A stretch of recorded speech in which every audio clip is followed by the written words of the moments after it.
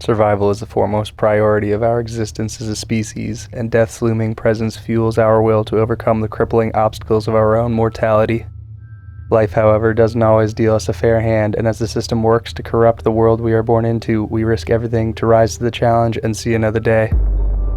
Predatory lending is taken to macabre new lows with Michael Sapochnik's 2010 feature debut Repo Men, where sweet dreams are made of these.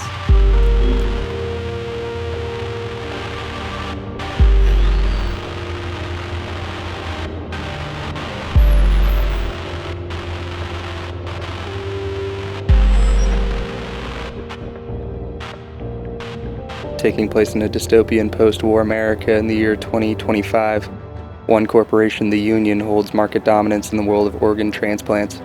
Remy, performed by Jude Law, is an expert repossessions officer who will, and I quote, come into your home in the middle of the night, slice you open from your pelvis to your trachea, and reclaim the company's property. An all too common fate for anybody 90 days late on his or her payments. Failing or damaged organs can be swapped for high-tech artificial replacements that few can actually afford to pay in full. The Union offers an installment plan with exorbitant interest, with the intent to simply squeeze them for everything they've got, sending in the Repo Men to collect before the warranty runs out so it can be resold to another client and improve quarterly profits. This is not unlike public pharmaceutical controversies of the recent past. Silver-tongued branch managers like Frank, played by Liv Schreiber, resolve any concerns voiced by prospective clients when they sign up, not unlike a senior bank manager enthusiastically selling someone on the perks of a new credit card. The glaring dangers of privatized healthcare shown in Repo Men present an overblown comfort with its own grimness that frequently crosses into satire. Remy's wife wants him to transfer to sales as it's a less gruesome profession and is ready to leave him if Remy can't make more time in their lives to raise their son. Remy's partner and closest friend Jake, performed by Forrest Whitaker, has been by his side from childhood all the way through their time in the military and into service as Repo Men. Jake's worst fear is seeing it all end and losing his butcher buddy. One night, Remy is sidelined by a malfunctioning defibrillator that fries his heart. He wakens in the hospital with no choice but to get his own organ transplant from his quite literally predatory employer. Following the operation, Remy finds he no longer has the stomach for his old line of work.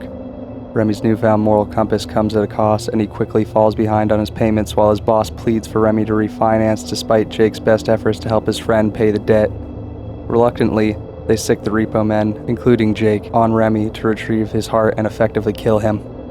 Repo Men's ending leaves the audience wanting as the Union's capitalist monopoly over the weak in this universe ultimately prevails. We'll come back to that ending in a minute because there's an important point to be made here. Only in our dreams and on the silver screen can one man win against a corrupted system. When corporations hold such crucial monopolies over markets like social welfare, the huge sums of installment plans sums and the gaps between social classes increasing can only lead to collapse at the foundations of society. Refugees, immigrants, and the poor alike are swept to the margins of society as the most vulnerable and affected, simply left to rot. In the world of Repo Men, just as in our own world, capitalism takes priority, even if that entails your organs and subsequently your life.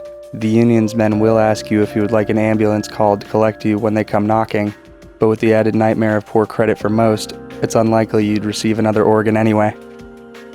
In a scene, Remy satirically reads a man his right to emergency medical transportation after he is already unconscious, simply because he understands the man's odds.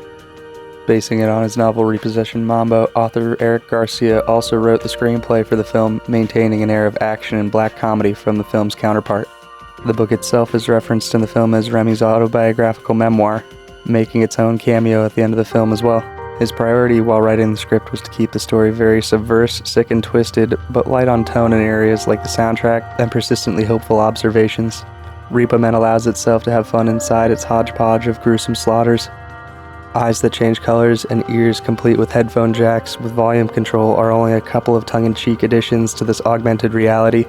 Violence and bodily mutilation build in crescendos of shock throughout the story, creating montages that are dreamlike and bloody, balanced with moments of clarity and challenging changes in position on life in this cruel world.